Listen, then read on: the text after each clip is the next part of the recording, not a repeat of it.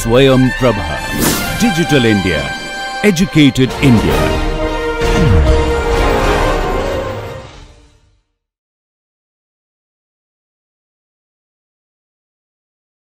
So in this module, I will continue the discussion on matrix approach for inventory calculations and conclude the discussion, and in the process highlight the important benefits of using the matrix approach. So in the previous module, we looked at this simple problem with two unit processes. First producing fuel, then in the second unit process the fuel is being used to produce electricity. And I explained the formal approach to create different matrices, and we identified several matrices that are needed to do the calculations.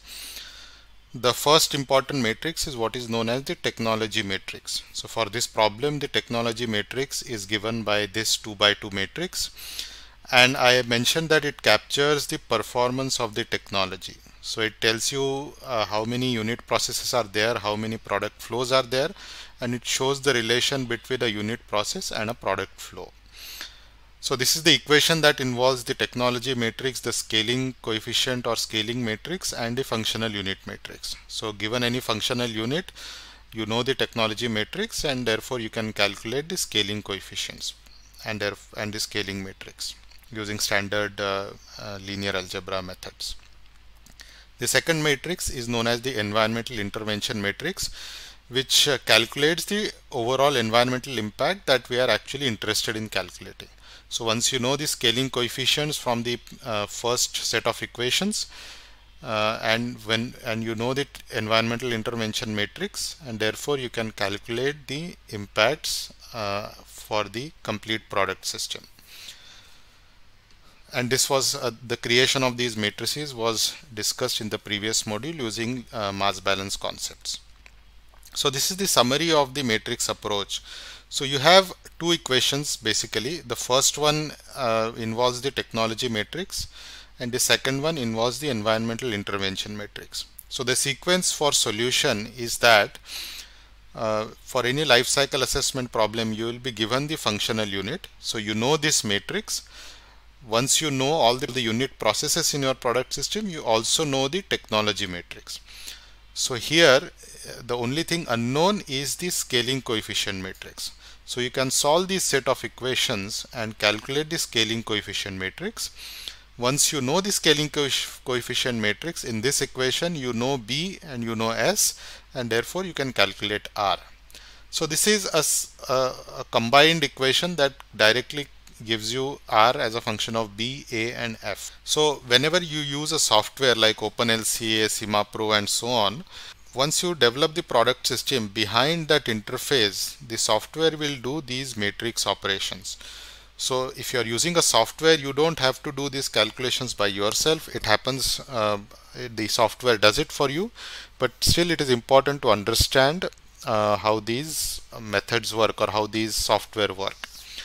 So to summarize the advantages, the first is that the technology matrix, it's a function of unit process and it captures the unit process performance. The environmental intervention matrix captures the emissions from different unit processes, and most importantly that both matrices don't change based on the functional unit. So if I want to solve the problem let's say for 500 kilowatt hour instead of 1000 kilowatt hour, matrices A and B do not change. That's a big advantage. So that is the summary. It's a recap of what we have done in the previous modules. Let me now go to another big advantage of the matrix approach. In fact, this was the reason we started looking at the matrix approach, and that is basically the recycle, how to handle the recycle. But before I go there, let me just summarize the rules that are used to create the technology and environmental intervention matrices. So these are standard rules. For both the matrices, the number of columns is equal to the number of unit processes. So if you have four in the example, there were 2 unit processes, and therefore both matrices had 2 columns. For the technology matrix, the number of rows is equal to number of product flows. So in that example, there were 2 product flows, fuel and electricity, and therefore there were 2 rows. For the environmental intervention matrix, the number of rows is equal to number of impacts or impact categories or emissions. So in that case, there were 3: crude oil consumption, SO2 emission, and CO2 emission. So there were 3 rows in the matrix B. So these are for the matrix size. As far as the coefficient and the sign of the coefficient is concerned, the LCA convention is that the output from a unit process is always has a positive coefficient. Input to a unit process always has a negative coefficient. So that's why crude oil was being consumed, so it was written as -50. Similarly, for the technology matrix. So this is another example. This is just to reinforce that the technology matrix was a 2x2 matrix because there were 2 unit processes and 2 product flows.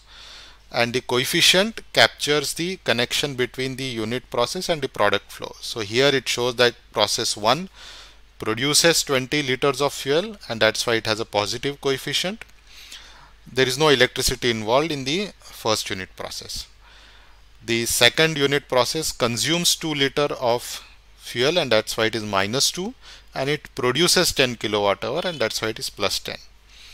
And this is the environmental intervention matrix. Again, you have 2 columns corresponding to each unit process and the numbers for the different impacts. So crude oil consumption is 50 liters, and that's for -50, and there is no crude oil consumption in unit process 2, and therefore this is 0. And these are the emissions coming from each of the unit processes. So this approach of constructing A and B matrices is standard, and it is important for you to understand this. So now, having explained this, let me go to the second big advantage of using the matrix approach, and that is when it comes to handling recycle within a product system. This is a very useful approach. So let me again go back to the example that we have discussed so far with a slight modification, and that is shown on this slide. So here all the rest of the information is exactly the same. The only difference is that the unit process 2 now recycles some electricity, and that electricity is required in unit process 1. So earlier the unit process 1 was standalone, it didn't need any electricity. Now the modification is that in order to accomplish this conversion of crude oil to fuel, you need some electricity, and the number is given here. You need 1 kilowatt hour of electricity to process 50 liters of crude oil so that you can generate 20 liters of fuel. And in addition to that, we are also told that this electricity that you need actually comes from the unit process 2. So it's a recycle. It's a similar example to the toaster where the steel and steam production were connected. So now the question is, if I still have the same functional unit of 1000 kilowatt hours, how will the technology and environmental intervention matrices change now that there is a recycle? Now this can be handled in a very simple way just by going back to the rules. If you go back to the rules that I had discussed, it just says that any input is negative, any output is positive. So here, if you look at the number of rows and columns, those will not change because you still have 2 unit processes and you still have 2 product flows, electricity and fuel. So the size of the matrices will not change. The only thing that will change will be coefficient somewhere. So let's see that. Before I show you the answer, if possible, I would like you to pause this video and think about the answer. What will change in the technology and environmental intervention matrix? So let us see. So the only thing that changes here is that there is a non-zero coefficient here. So what has happened is that unit process 1 has an input of 1 kilowatt hour of electricity. It's the same product flow that is generated by unit process 2, and there is a recycle. So as per the convention, the first column is for unit process 1. So now what this tells you is that it continues to generate 20 liters of fuel, but it also consumes 1 kilowatt hour of electricity, and because there is a consumption of electricity, is an input, there is a negative sign here. Now everything else remains the same. So the only difference here is that instead of 0 there is a -1 sign here. And if you look at it from the solution point of view, it is not making much of a difference, because you still have a similar set of linear equations, simultaneous linear equations, that you can solve again by using standard methods. So the fact that there is a recycle didn't actually complicate the calculations by much. It's just that one coefficient changed, and that we can very easily handle using the standard methods. So that's what I meant by the big advantage of using the matrix approach. If I have to do this calculation by hand, it would have been a difficult calculation, because as we saw in the toaster example, this would be a cyclic calculation. But with the matrix approach, it becomes straightforward. The environmental intervention matrix will not change, because there is no change in the emissions or the resource consumption. So the environmental intervention matrix doesn't change as a function of this modification. Now let me just elaborate a little bit here, because this example often causes some confusion. And the confusion is that here now, if you are producing, so this unit process 1 requires some electricity which has to be produced by unit process 2. So the confusion that often students have is, why do you need this to be 10? This the intuitive or the logical or the immediate reaction or immediate answer is that this should become 11, because 10 are coming out and 1 kilowatt hour you are recycling. So shouldn't this be 11? So that is a confusion that is often caused when we discuss this example, and the answer is no. And let me elaborate a little bit. This figure is a slight modification of the figure that I had shown earlier. So here again, the electricity that is produced by unit process 2 is being recycled. Now the reason I have modified it this way is because I want to emphasize that as far as the performance of this unit process 2 is concerned, there is no change. You still put 2 liters of fuel and you get 10 kilowatt hour of electricity. And if you remember, I mentioned that technology matrix A captures the performance of the technology. It captures the input-output relation. What is the input that is going to the unit process? And for that input, what is the output coming? Now that hasn't changed. The fact that I'm recycling doesn't affect the efficiency of the unit process 2. It only tells me that whatever output that I'm producing, some of that has to be recycled to make sure that process 1 runs. So that's why the technology matrix, in the technology matrix, this coefficient will not change, because as far as unit process 2 is concerned, you still put in 2 liters of fuel and you get 10 kilowatt hour of electricity. That hasn't changed. That remains the same.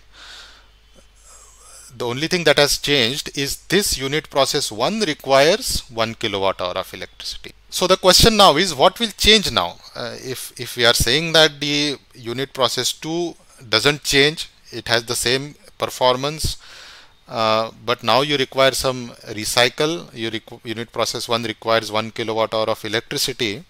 So what does actually change in the solution? So if I solve this problem for a functional unit of 1000 kilowatt hours, what changes is the scaling coefficient. So let me go back to the equations that we had. In these equations, what has happened is that my technology matrix has changed slightly. As compared to the earlier problem, there is change in one coefficient, one number in the technology matrix. So if I solve the problem for the same functional unit, that is no fuel but 1000 kilowatt hour of electricity, when I solve this equation, it is obvious that there will be some difference in the scaling coefficient, because this matrix has changed.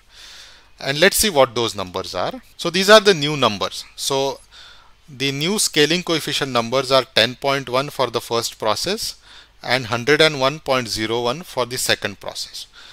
If you remember, in the first case when there was no recycle, the coefficients were 10 for process 1 and 100 for process 2. So both the scaling coefficients have increased a little bit. And that actually makes logical sense, because what is happening here is, sure, you want to produce 1000 kilowatt hour of electricity that you still need as an output of the whole product system. Whatever is coming out of the red box, that still needs to be 1000 kilowatt hour. But in order to make this whole thing function, you need some recycle. Process 1 needs some electricity. So that means you need to produce a little bit more. 1000 kilowatt hour are needed at the output, but you still need some internal recycle, and therefore you need to scale the numbers by a little bit, by a larger fraction. And that's why the scaling coefficient has increased here. Similarly, now because this process has to operate a little bit more or at a larger scale, that also means you need more fuel. That also means that process 1 has to operate at a slightly larger scale, and that's why this scaling coefficient also increases. So it goes from 10.1. So what I want to convey here is that the technology matrix has changed, and that reflects in modified scaling coefficients. And because the scaling coefficients have changed, when you do the second calculation using the environmental intervention matrix, you will see that your emissions would have changed. Earlier, your SO2 and CO2 emissions in unit process 1 were multiplied by a factor of 10. Now they will be multiplied by a factor of 10.1. So that will lead to slightly higher emissions. You can also try this by yourself. If the recycle is more, so let's say I need 5 kilowatt hour of electricity instead of 1 kilowatt hour in unit process 1, then you will see that the scaling coefficients will increase further, because you need to operate both the processes at a larger scale, because there is a larger recycle.